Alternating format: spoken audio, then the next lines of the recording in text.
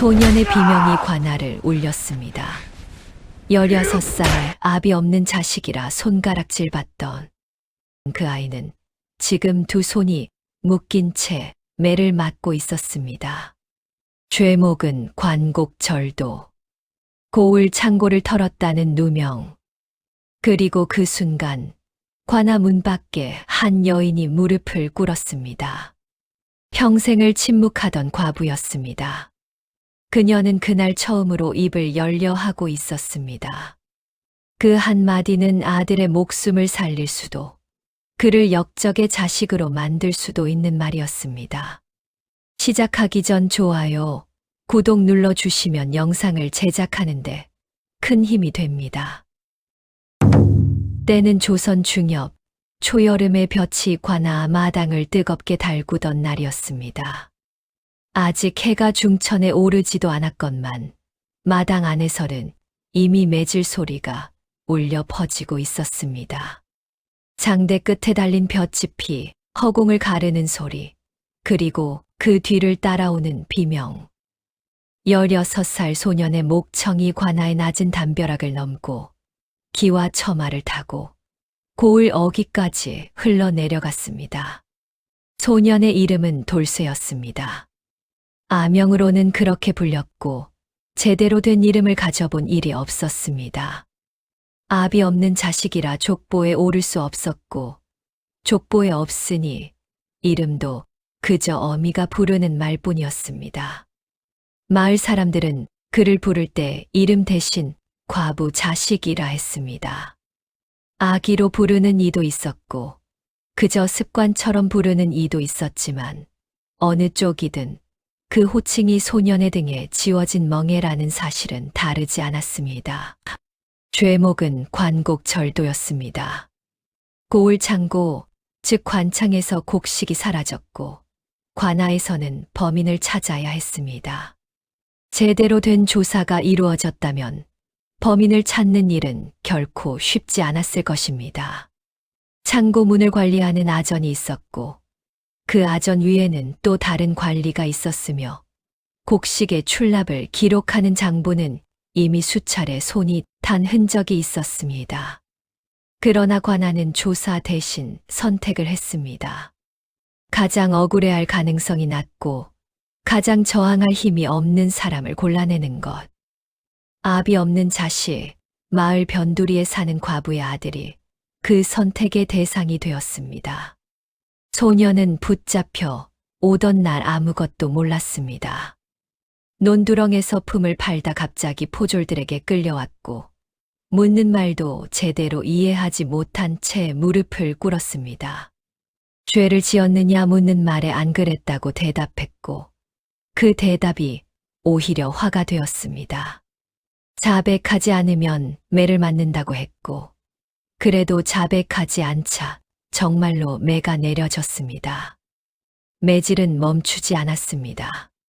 첫째 날, 둘째 날, 그리고 사흘째 날까지. 소년의 등에는 이미 채 아물지 않은 상처 위로 새 상처가 겹쳐졌고 목청은 점점 쉬어갔습니다. 그러나 소년은 끝내 하지 않은 일을 했다고 말하지 않았습니다. 어쩌면 그것이 소년이 가진 유일한 자존심이었는지도 모릅니다. 아비도 없고 성도 없고 제 이름 석자도 제대로 없는 소년이지만 하지 않은 일을 했다고 말하는 것만은 할 수 없었던 것입니다. 그 사흘째 날 아침 관아 문 밖에 한 여인이 나타났습니다. 쉰을 바라보는 나이였지만 등은 굽어 있었고 얼굴에는 세월이 패어 있었습니다. 남들보다 훨씬 빠르게 늙은 얼굴이었습니다. 비에 씻기고 바람에 말린, 그러나 결코 꺾이지는 않은 오래된 나무 같은 얼굴. 그녀의 이름은 연화였습니다. 소년의 어미였습니다. 연화는 관아 문 앞에 무릎을 꿇었습니다. 맨 땅 위에 아무것도 없이. 문지기가 내다보았고 지나가던 사람들이 멈추어 섰습니다. 누군가는 비웃었고 누군가는 고개를 저었습니다. 무릎을 꿇은 여인의 손이 떨리고 있었습니다. 그러나 눈빛만은 흔들리지 않았습니다. 그녀는 입을 열려 하고 있었습니다. 평생 닫아온 입을 이제야 그 한마디가 어떤 결과를 가져올지 연화는 알고 있었습니다. 아들의 목숨을 살릴 수도 있었고 아들을 역적의 자식으로 만들 수도 있었습니다. 두 갈래의 길 앞에서 연화는 밤새 울었습니다. 새벽이 오고 날이 밝아도 그녀의 눈은 마르지 않았습니다. 그러나 일어나 걸었습니다. 관아를 향해.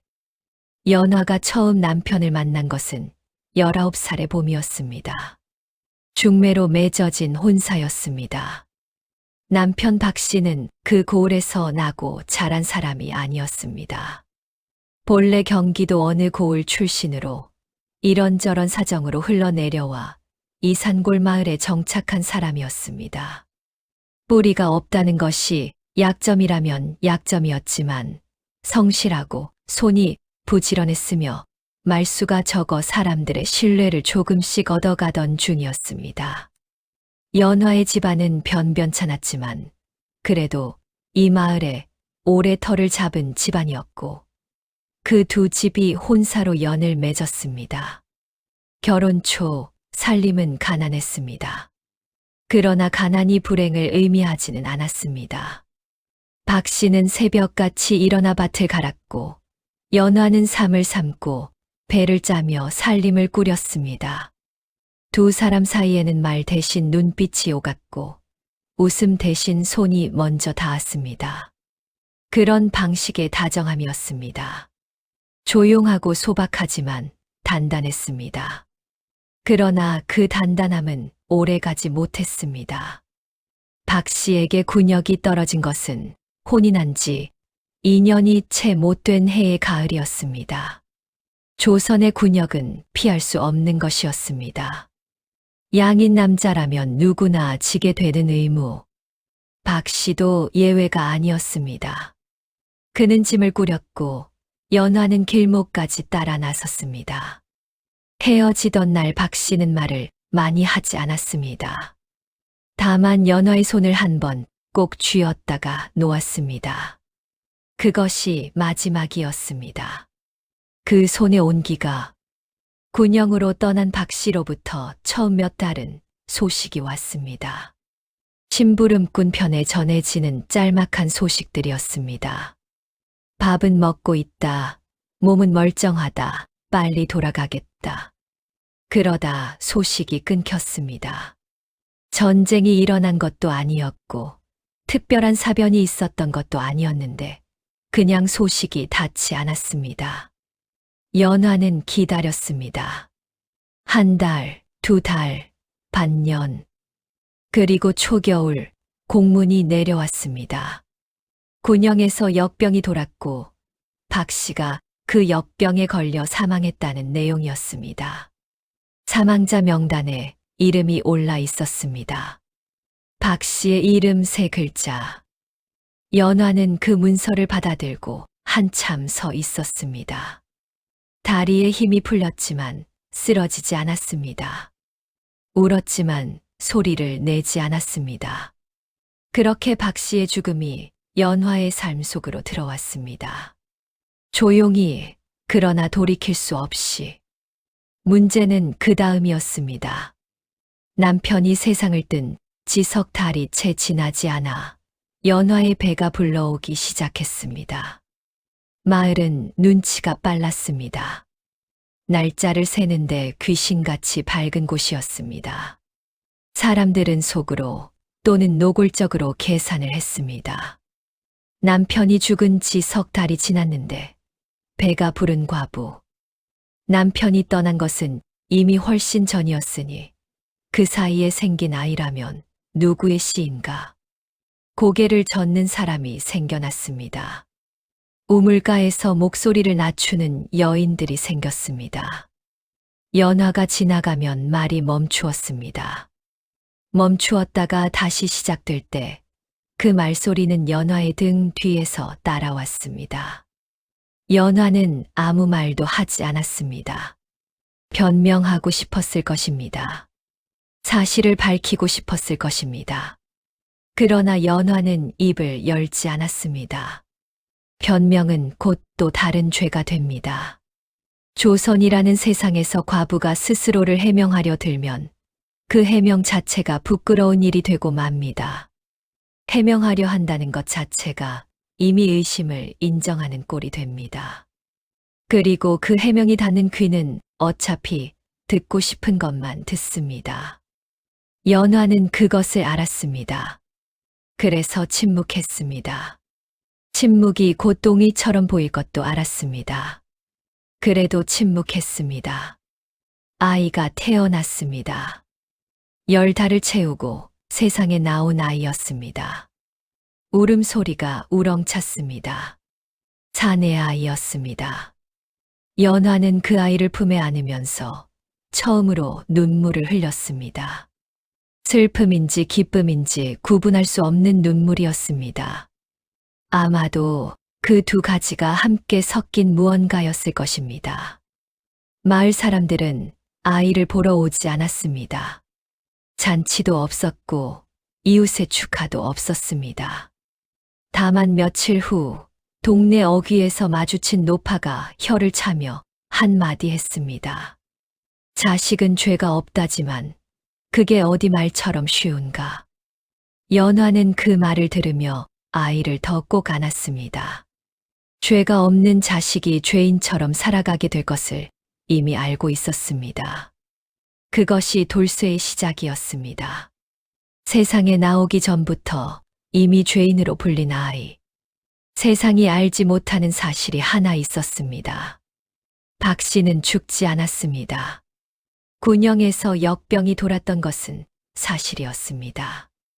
박 씨도 그 역병에 걸렸습니다. 몸이 불같이 달아올랐고 알아누운 것이 열흘이 넘었습니다. 주변의 많은 이들이 그 역병으로 목숨을 잃었습니다. 상급자들은 시신을 수습하기에 바빴고 혼란 속에서 장부 정리가 제대로 이루어지지 않았습니다. 박 씨는 가까스로 살아났지만 그 혼란 속에서 이미 사망자 명단에 이름이 올라가 있었습니다. 처음에는 착오를 바로잡을 수 있을 것이라 생각했습니다. 살아있는 사람이 죽었다고 기록된 것이니 고치면 그만이라고. 그러나 일은 그렇게 단순하지 않았습니다. 군영의 관리들은 이미 그 명단을 상부에 보고했고 상부는 그것을 근거로 보급을 정산했으며 그 정산에는 이미 여러 사람의 도장이 찍혀 있었습니다. 장부를 바꾸는 것은 문서를 위조하는 것이 되었고 그 위조에 연루된 관리들이 생겨났습니다. 착오는 그렇게 묻혔습니다. 박 씨가 살아있다는 사실과 함께 기록상 죽은 사람으로 살아야 하는 자의 처지는 사람이 살아갈 수 있는 처지가 아니었습니다.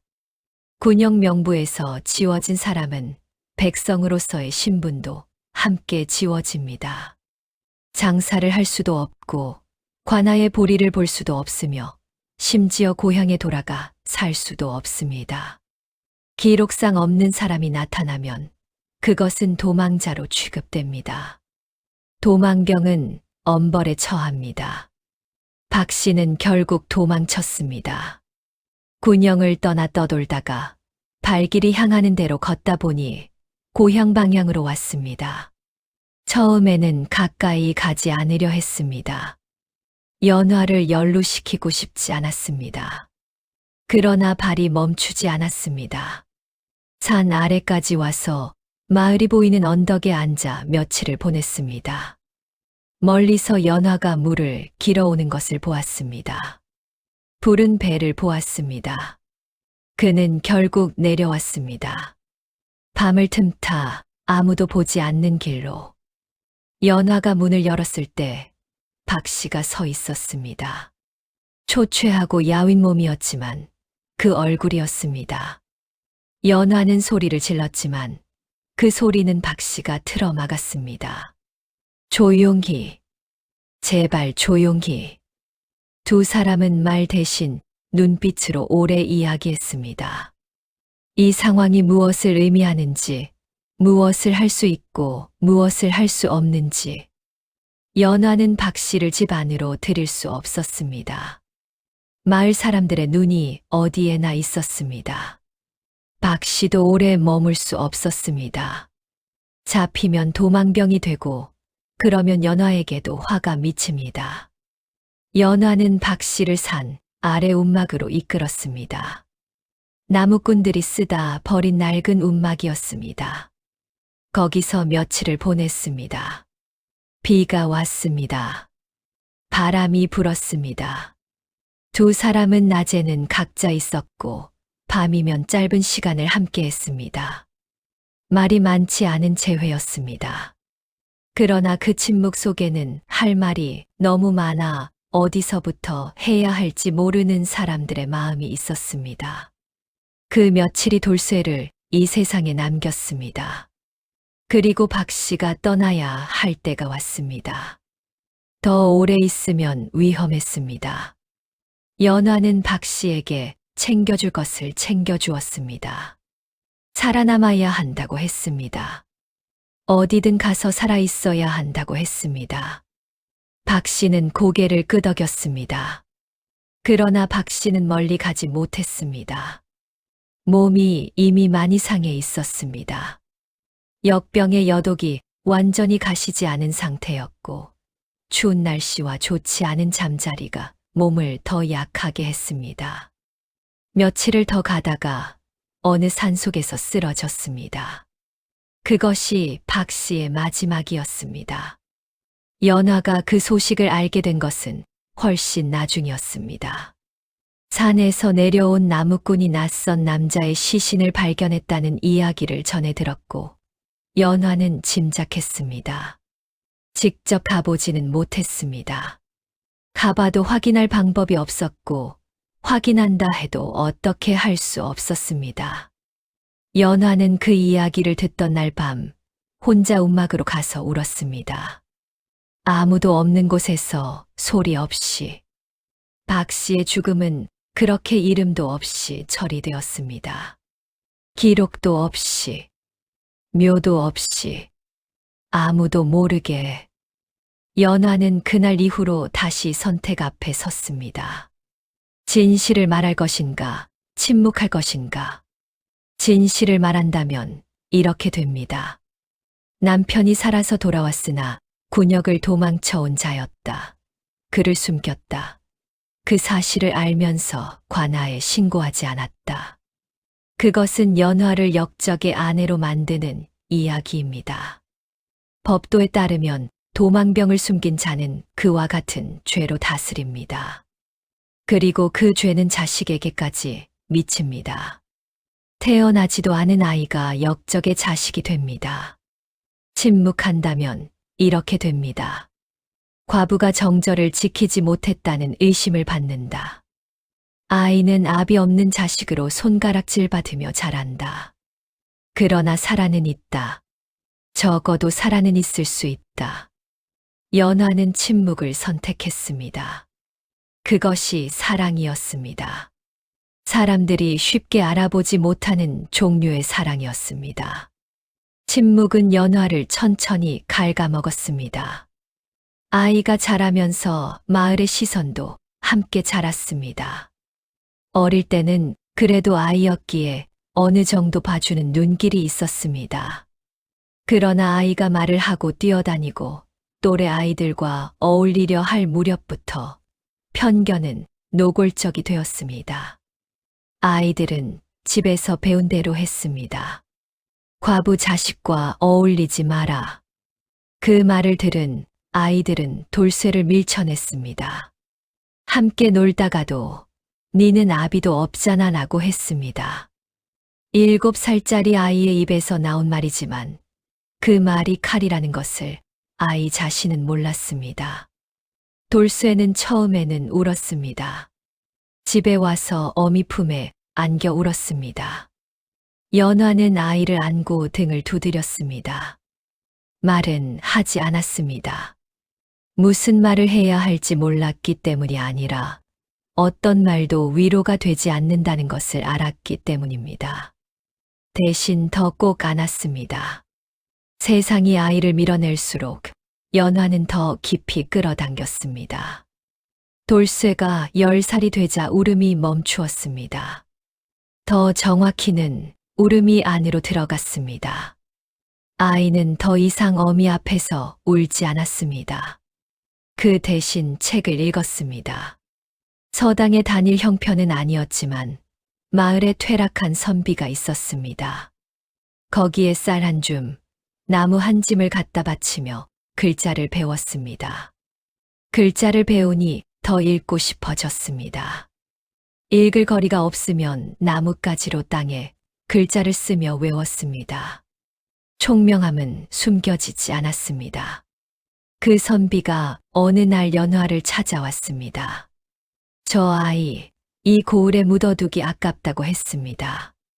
반드시 과거를 보게 하라고 했습니다. 연화는 고개를 끄덕이면서도 아무 말을 하지 않았습니다. 압이 없는 자식이 과거를 보려면 먼저 이름이 있어야 하고 족보가 있어야 합니다. 그것을 어떻게 해결할 것인지 연화는 아직 답을 가지고 있지 않았습니다. 그러나 그것은 훗날의 문제였습니다. 지금 당장의 문제는 먹고 사는 것이었고 연화는 그것을 위해 두 손이 닳도록 일했습니다. 배를 짜고 삶을 삶고 남의 밭에서 품을 팔았습니다. 허리가 굽고 손이 갈라졌습니다. 그러나 불평하지 않았습니다. 대신 아들에게 하루도 빠짐없이 밥을 지어주었습니다. 반찬이 없어도 밥만은 굶기지 않겠다는 마음이었습니다. 연화의 몸이 달라지기 시작한 것은 그 무렵부터였습니다. 자세히 보면 알 수 있었습니다. 가끔씩 기침을 했고 안색이 좋지 않았으며 오랫동안 서 있다 보면 다리가 부었습니다. 그러나 연화는 아이에게 아픈 내색을 하지 않았습니다. 아이 앞에서는 항상 괜찮은 척을 했습니다. 걱정을 끼치고 싶지 않았습니다. 아이가 공부하는 시간을 아이 걱정으로 빼앗고 싶지 않았습니다. 그렇게 몸 안에 쌓인 것들이 있었습니다. 슬픔이, 억울함이, 고단함이, 침묵이 몸 안 어딘가에 차곡차곡 쌓였습니다. 사람의 몸은 결국 그 무게를 어딘가로 내보내야 합니다. 그것이 눈물로 나오면 낫고, 말로 나와도 낫고, 분노로 나와도 어느 정도는 낫습니다. 그런데 연화의 것은 어디로도 나오지 않았습니다. 오래도록 우물가에서 마주치는 여인들이 여전히 눈빛을 보냈습니다. 장터에서 지나칠 때 들리는 목소리들. 제삿날 마을 사람들이 모이면 연화는 구석에 앉았습니다. 고개를 들지 않았습니다. 아이를 살리기 위해 오늘도 고개를 들지 않았습니다. 그 고개를 들지 않는 삶이 연화의 몸을 무너뜨리고 있었습니다. 스스로도 몰랐습니다. 또는 알았어도 알지 못하는 척했습니다. 아이가 아직 혼자 설 수 없는데 어미가 쓰러질 수는 없었습니다. 돌쇠가 15살이 되던 해의 일이었습니다. 그 고을에는 수해가 들었습니다. 여름 내내 비가 왔고 논이 잠겼으며 가을 수확이 크게 줄었습니다. 백성들이 굶주리기 시작했고 고을 창고에서 진율 곡식을 풀어야 했습니다. 관창문이 열렸고 곡식이 나갔습니다. 그런데 얼마 지나지 않아 이상한 일이 생겼습니다. 분명 창고에 있어야 할 곡식이 줄어들어 있었습니다. 그것도 상당한 양이. 창고를 관리하는 아전이 놀란 척을 했습니다. 어떻게 된 일인지 모르겠다고 했습니다. 관아에서는 조사에 들어갔습니다. 그러나 조사는 진짜 조사가 아니었습니다. 범인을 찾는 것이 목적이 아니라 범인을 만들어내는 것이 목적이었습니다. 당시 고을을 다스리던 현감은 오래전부터 아전들과 결탁해 있었습니다. 세금으로 거둔 곡식의 일부를 빼돌리는 일이 오래전부터 이어지고 있었고 이번 수해로 인한 창고, 개방을 기회로 삼아 더 많은 양을 빼는 것이었습니다. 그러나 그 일이 드러나면 자신들이 곤란해집니다. 희생양이 필요했습니다. 마을에서 가장 약한 고리를 찾았습니다. 압이 없는 자식, 과부의 아들. 마을 사람들의 신망도 없고 말발도 없으며 억울하다고 해도 들어줄 사람이 없는 존재. 돌쇠는 그 조건에 완벽하게 들어맞았습니다. 포졸들이 돌쇠를 잡으러 온 것은 저녁 무렵이었습니다. 돌쇠는 남의 집 논에서 품을 팔고 돌아오는 길이었습니다. 포졸들이 앞을 막아섰을 때 돌쇠는 무슨 일인지 몰랐습니다. 관창절도 혐의라는 말을 들었을 때도 처음에는 자신의 이야기인지 이해하지 못했습니다. 그러다 두 손이 묶이는 것을 느꼈을 때 비로소 현실을 깨달았습니다. 연화는 그 소식을 이웃에게서 들었습니다. 아들이 관아로 끌려갔다는 말을. 뛰어가고 싶었지만 관아 문은 열리지 않았습니다. 어미라고 해도 아니 어미이기 때문에 더욱 들여보내 주지 않았습니다. 연화는 문 밖에서 밤을 새웠습니다. 안에서 들려오는 소리를 들으며 이튿날 사흘째 날 그리고 나흘째 날 아침까지 매질은 계속되었고 아들의 비명은 계속 들렸습니다. 연화는 그 비명을 들을 때마다 심장 한 구석이 무너지는 느낌을 받았습니다. 아들이 고통받는 소리를 들으면서 어미는 아무것도 할 수가 없었습니다. 아니, 할 수 있는 일이 하나 있었습니다. 입을 여는 것. 그러나 그 입을 열면 어떻게 됩니까? 남편이 살아 돌아왔다는 사실을 밝힙니다. 그러면 아들의 아비가 있었다는 것이 밝혀집니다. 정절에 대한 의심은 사라집니다. 그러나 그 아비가 도망병이었다는 사실도 함께 밝혀집니다. 그러면 아들은 도망병의 자식이 됩니다. 그 죄는 어미에게도 자식에게도 미칩니다. 어느 쪽이 더 나은가? 도둑의 자식으로 죽을 것인가? 역적의 자식으로 살 것인가? 연화는 밤새 그 사이에서 흔들렸습니다. 새벽이 오고 날이 밝아도 답이 나오지 않았습니다. 그러나 아들의 비명은 멈추지 않았습니다. 연화가 결심한 것은 그 비명이 점점 힘을 잃어가던 순간이었습니다. 목소리가 작아진다는 것은 힘이 다해간다는 뜻이었습니다. 매를 맞으면서도 항변하던 목소리가 이제는 그냥 아파서 내는 소리로 바뀌어가고 있었습니다. 연화는 일어났습니다. 관아 문 앞에 무릎을 꿇었습니다. 관아 문지기가 내다보았습니다. 무릎을 꿇은 노파가 있었습니다. 아직 쉰이 되지 않았지만 그렇게 보이는 여인이었습니다. 등이 굽고 손이 거칠고 눈이 충혈되어 있었습니다. 문지기는 처음에는 대수롭지 않게 여겼습니다. 죄인의 가족들이 저렇게 문 앞에 엎드리는 일은 드물지 않았습니다. 조금 기다리다 돌아가겠거니 했습니다. 그러나 연화는 돌아가지 않았습니다. 한 시즌이 지나도 두 시즌이 지나도 해가 중천에 오르도록 그 자리에 있었습니다. 지나가는 사람들이 멈추어 보았습니다. 구경꾼이 모이기 시작했습니다. 마을 사람들 중 연화를 아는 이들이 있었습니다. 그들은 수군거렸습니다. 저게 과부 연화 아닌가? 아들 빼내려고 저러는 거 아닌가? 연화는 그 수군거림을 들으면서도 움직이지 않았습니다. 그 모든 시선을 등에 받으면서 무릎을 꿇고 있었습니다. 손이 땅에 닿았습니다. 이마가 거의 땅에 닿을 듯이 고개를 숙였습니다.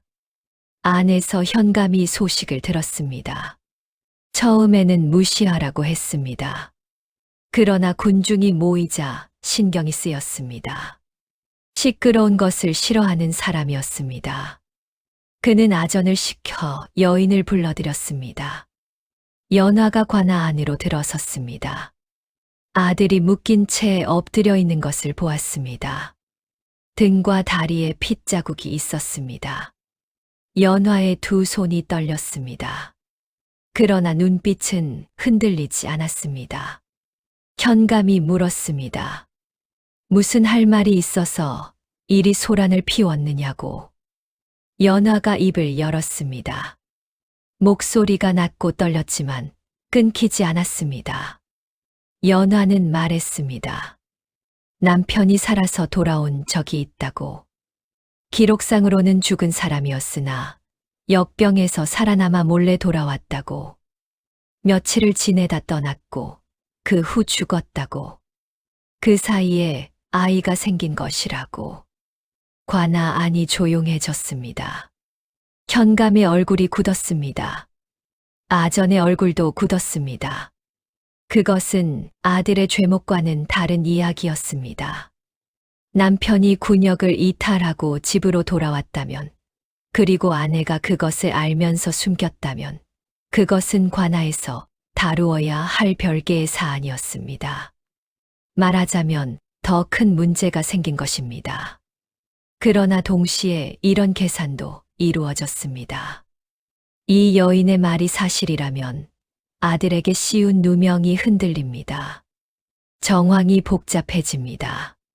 단순하게 처리하려던 일이 꼬이기 시작합니다. 현감은 잠시 생각했습니다. 그리고 결정을 미루었습니다. 더 확인이 필요하다는 이유로. 그것은 시간을 버는 방법이었습니다. 연화는 쫓겨나듯 관아를 나왔습니다. 아들은 여전히 안에 있었습니다. 그러나 그날 밤 매질은 멈추었습니다. 적어도 그것만은. 하늘이 이 고을을 아주 버리지는 않았습니다. 바로 그 무렵 가명에서 명이 내려왔습니다. 현감이 교체된다는 것이었습니다. 전임 현감은 임기가 끝났고 새 현감이 부임하게 된 것입니다. 그것은 단순한 인사이동이었습니다. 원래 예정된 일이었습니다. 그러나 그 타이밍이 이 고을에서는 뜻밖의 결과를 낳았습니다. 새로 부임한 현감의 이름은 이진원이었습니다. 나이는 40대 초반이었고 과거 급제 후 여러 고을을 거쳐 온 사람이었습니다. 원칙을 중시하는 사람으로 알려져 있었습니다. 그가 새로 부임하면서 가장 먼저 한 일은 전임자가 남기고 간 문서들을 꼼꼼히 살피는 것이었습니다. 이진원은 꼼꼼한 사람이었습니다. 문서를 읽으면서 이상한 점을 발견했습니다. 관창의 출납 기록이 맞지 않았습니다. 곡식이 나간 양과 남아 있어야 할 양이 일치하지 않았고 그 차이를 설명하는 근거가 불분명했습니다. 진율 명목으로 나간 것들도 수령자 목록이 불완전했습니다. 그것을 파다 보니 더 오래된 기록으로 들어가게 되었습니다. 그리고 군역 장부까지 손이 닿았습니다. 군역 장부는 오래된 것이었습니다. 수십 년간 쌓인 기록들이었습니다. 이진원은 그 장부를 뒤지면서 또 다른 이상함을 발견했습니다. 역병이 돌았던 해의 사망자 명단이 있었습니다. 그런데 그 명단에 올라있는 이름들 가운데 일부가 다른 기록과 일치하지 않았습니다. 실제로 사망 처리가 된 시점과 해당 인원의 보급, 수령 기록 사이에 간격이 있었습니다. 죽었다고 기록된 사람이 죽은 뒤에도 보급을 받은 기록이 있다는 것. 그것은 명백한 모순이었습니다. 이진원은 더 파들어갔습니다. 그 과정에서 밝혀진 것은 충격적이었습니다. 그 고을에 오래 있어 온 아전들이 군용 명부를 조작해왔다는 사실이었습니다. 역병으로 인한 혼란을 틈타 살아있는 병사들을 사망자로 처리하고 그들에게 배정된 보급 곡식을 빼돌린 것이었습니다. 그뿐만 아니라 이후에도 유사한 방식으로 여러 명목의 공곡을 횡령해 왔습니다. 수십 명의 병사가 그 조작의 피해자였습니다. 기록상 죽은 사람이 되어버린 채 고향으로도 돌아오지 못하고 이름도 없이 세상에서 사라진 사람들이었습니다. 박 씨도 그 중 하나였습니다. 이진원이 연화를 불렀습니다. 연화는 떨리는 다리로 관아에 들어섰습니다. 그리고 처음으로 제대로 이야기했습니다. 남편이 돌아온 날부터 떠난 날까지, 아이를 품고 혼자 버텨온 세월까지, 한 번도 말하지 않았던 것들이 그날 처음으로 밖으로 나왔습니다. 이진원은 들었습니다. 끊지 않고 판단하지 않고. 연화의 이야기가 끝났을 때 이진원은 한동안 침묵했습니다. 그리고 말했습니다. 남편은 죄인이 아니라 피해자였다고. 국가가 잘못 처리한 기록의 피해자였다고. 그리고 연화가 남편을 숨긴 것은 국가의 잘못으로 만들어진 불가능한 상황에서 한 어미가 선택한 유일한 길이었다고. 이진원은 즉각 수사를 명했습니다. 그 고을에서 오래 일한 아전들이 줄줄이 문초를 받았습니다. 처음에는 부인했습니다. 그러나 문서가 증거였습니다. 숫자는 거짓말을 하지 않습니다. 아전들이 기록을 조작하면서 남긴 흔적들이 이진원의 눈에는 분명하게 보였습니다. 하나씩 꺼내 맞추다 보니 전체 그림이 드러났습니다. 군역 사망자로 처리된 명단 수십 명, 그들에게 배정된 보급 곡식 수백 석, 오랜 세월에 걸쳐 횡령된 관곡, 그리고 그것을 은폐하기 위해 더 조작된 장부들. 어떤 아전은 이 고을을 떠난 지 오래였고, 어떤 이는 이미 세상을 떠났습니다. 그러나 남아있는 이들이 자백했습니다. 하나가 입을 열자 다른 이들도 따라 열었습니다. 돌쇠에게 씌워진 누명도 같은 뿔이었습니다. 이번 수해를 틈타 또 한 번 곡식을 빼돌리려 했고, 그것이 발각될 것을 우려하여 희생양을 찾은 것이었습니다. 돌쇠는 그 선택에서 아비도 없고 배경도 없고 억울하다 해도 들어줄 이가 없는 존재였기에 골라졌습니다. 이진원은 문서를 정리했습니다. 가명에 보고했습니다. 그리고 돌쇠를 풀었습니다.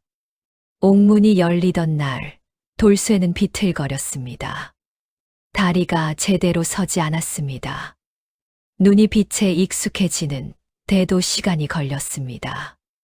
관아 문 밖에서 기다리던 연화가 아들을 붙잡았습니다. 아들의 몸이 얼마나 망가졌는지 확인했습니다. 눈물이 나왔지만 참았습니다. 아들 앞에서는 울지 않겠다고 마음먹었습니다. 돌쇠는 어미를 보았습니다. 그리고 어미의 손을 잡았습니다. 말이 없었습니다. 말이 필요하지 않았습니다. 이진원은 박 씨의 기록을 바로잡았습니다. 도망병이 아니라 군역 중 사망 처리 오류의 피해자로, 그리고 사망일과 장소를 최대한 정확하게 기록했습니다. 이름 석자가 비로소 제자리를 찾았습니다. 박 씨. 그의 이름이 다시 기록에 살아났습니다. 비록 그 기록은 사망 기록이었지만 억울한 죄명이 붙지 않은 기록이었습니다. 돌쇠는 그날 처음으로 자신의 이름을 얻었습니다. 박 씨의 아들 돌쇠. 아비의 성이 붙은 이름. 세상에 처음으로 제대로 된 자리를 얻은 이름이었습니다. 마을 사람들은 그 소식을 들었습니다. 처음에는 믿지 않았습니다. 그러나 관아에서 공식적으로 발표가 나오자 수군거림이 바뀌었습니다. 그간 돌쇠를 핍박했던 이들이 갑자기 침묵했습니다. 누군가는 미안하다는 말을 했고 누군가는 말도 없이 사라졌습니다. 연화는 그 변화를 눈치챘지만 아무 말을 하지 않았습니다. 원망하지도 않았고 다행이라고 하지도 않았습니다. 다만 하루하루를 살았습니다. 그해 겨울 연화가 쓰러졌습니다. 아무도 놀라지 않았습니다. 놀랄 수 없었습니다. 너무 오래 버텨온 몸이었기 때문입니다. 오랜 세월 동안 삼킨 것들이 드디어 몸 밖으로 나왔는데 그 방식이 눈물이 아니라 병이었습니다. 기침이 잦아지고 밥을 먹지 못하고 일어서는 것이 힘들어졌습니다.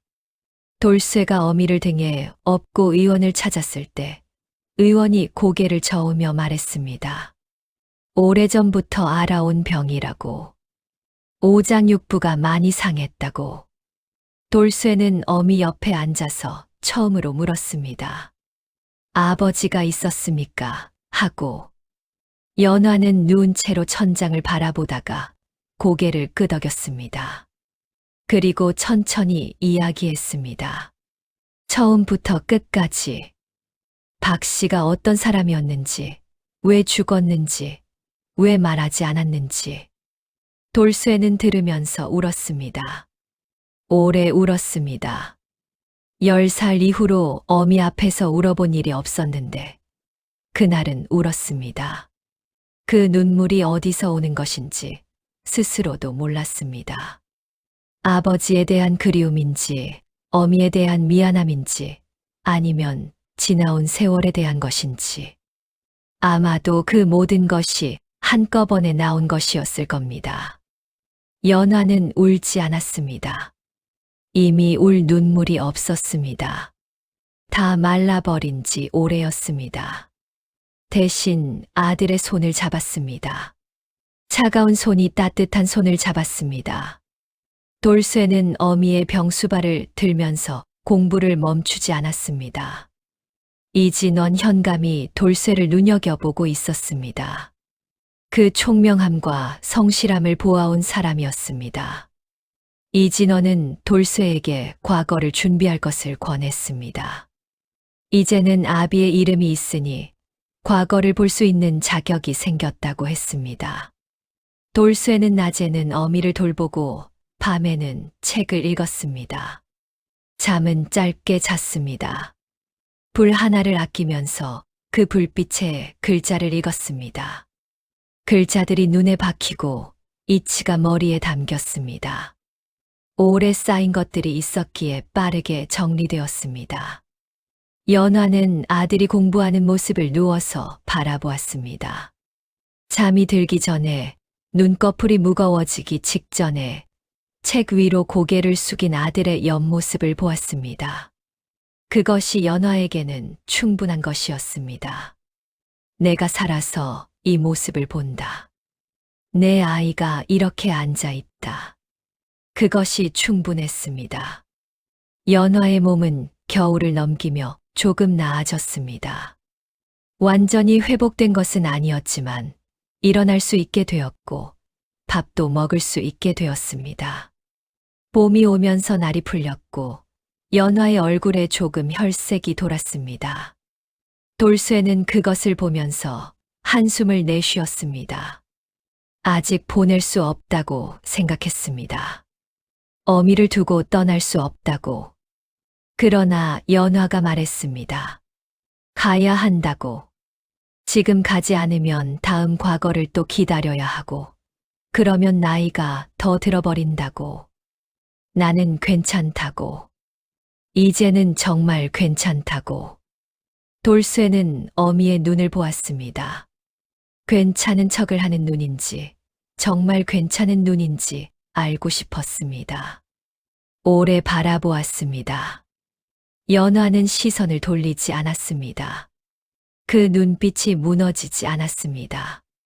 돌쇠는 짐을 꾸렸습니다.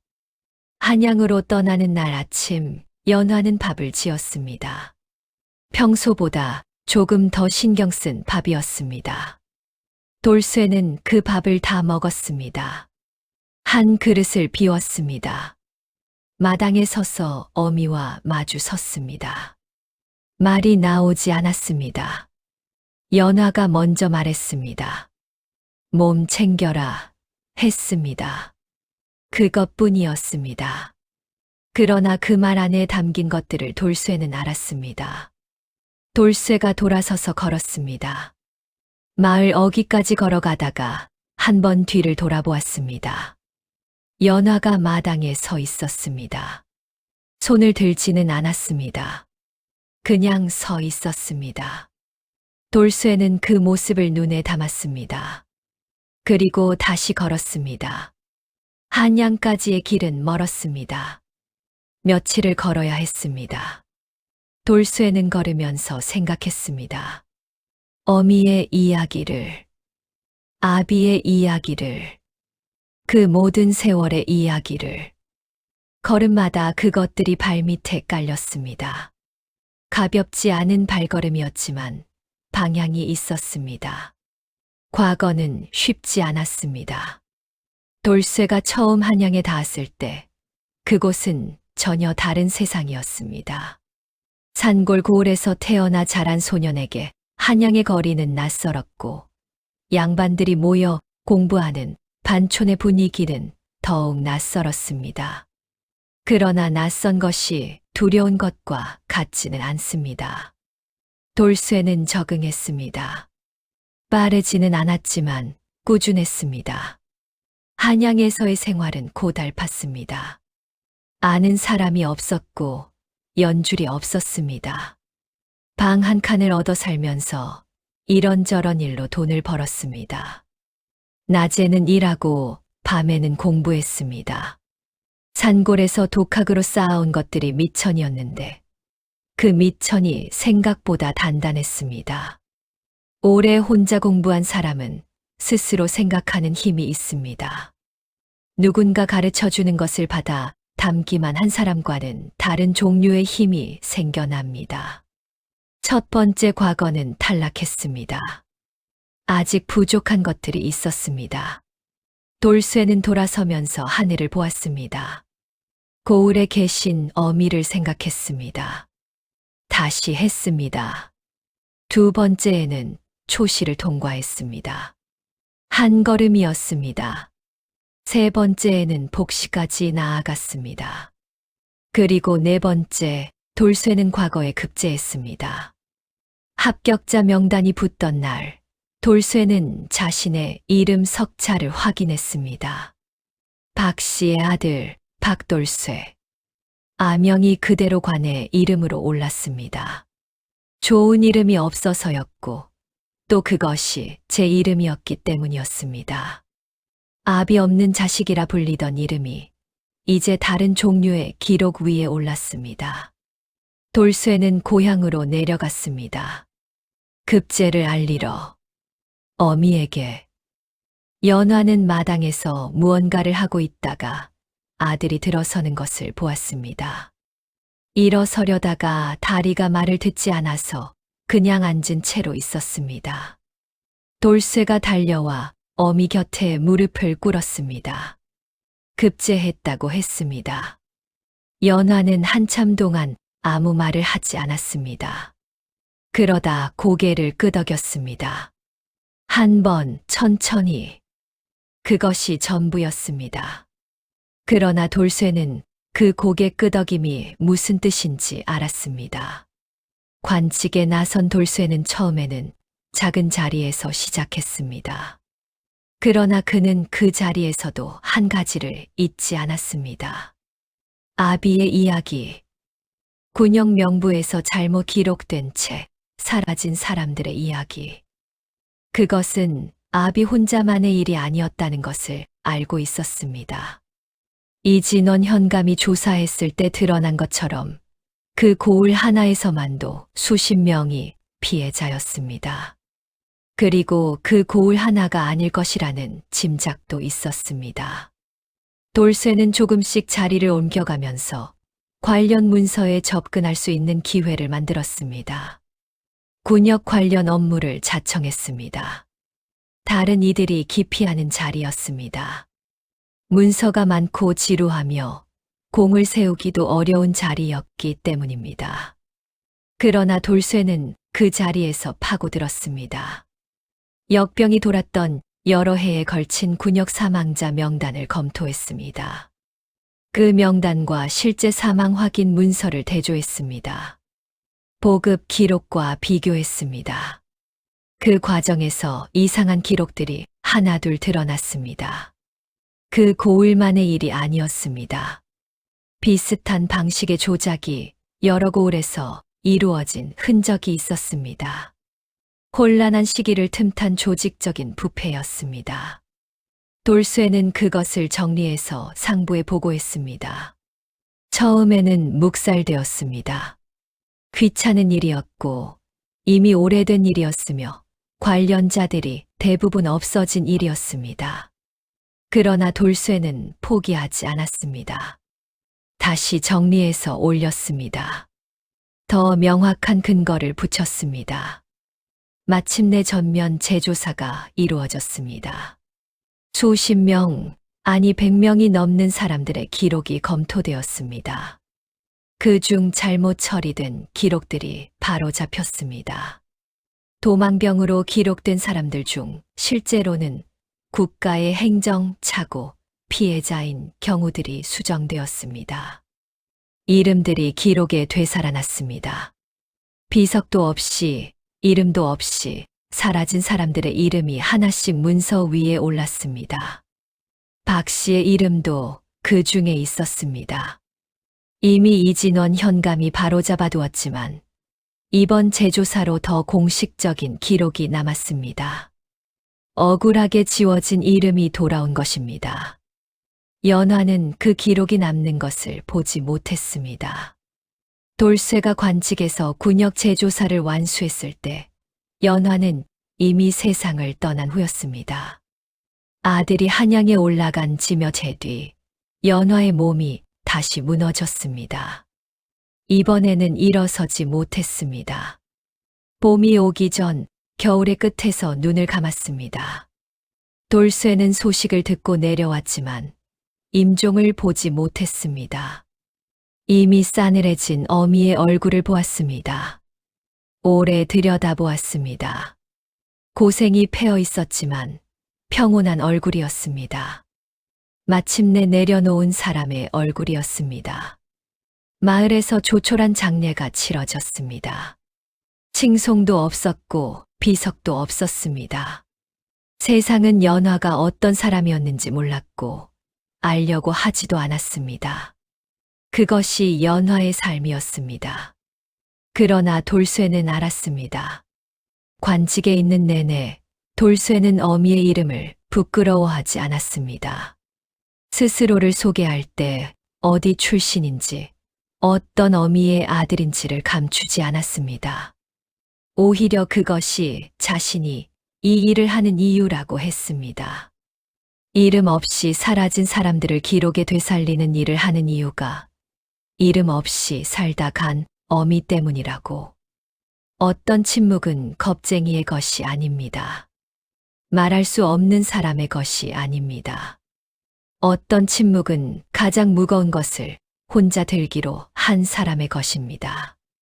세상이 알아주지 않아도, 욕을 들어도, 손가락질을 받아도, 그래도 아이만은 살리겠다고 결심한 사람의 것입니다.